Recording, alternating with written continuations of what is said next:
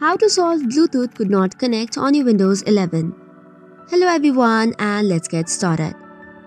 So starting with the first step to solve this problem, open services on your devices. Once you search for services and hit the enter button, go and search for Bluetooth support.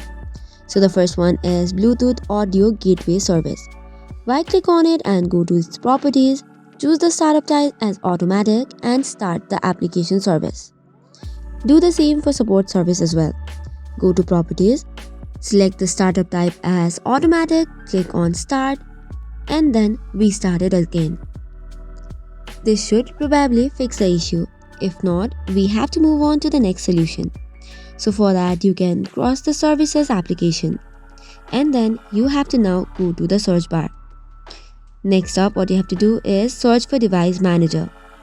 Once you open device manager, go to the Bluetooth section. Expand it and right click on your Bluetooth. Click on update driver and search automatically for the best driver. If not, you can manually install the new driver as well. For that, open the browser and search for your driver. The next option that you can adapt is uninstall the driver device and then install it again.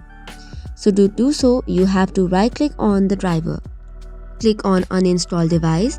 Once that is done, it will uninstall the driver. After that, click on action which is on the top of the screen and click for scan for hardware changes. This will reinstall the driver and the Bluetooth should probably be working fine. So that is all for today's video. For more such contents, do not forget to hit the like and subscribe button. Thank you and keep watching.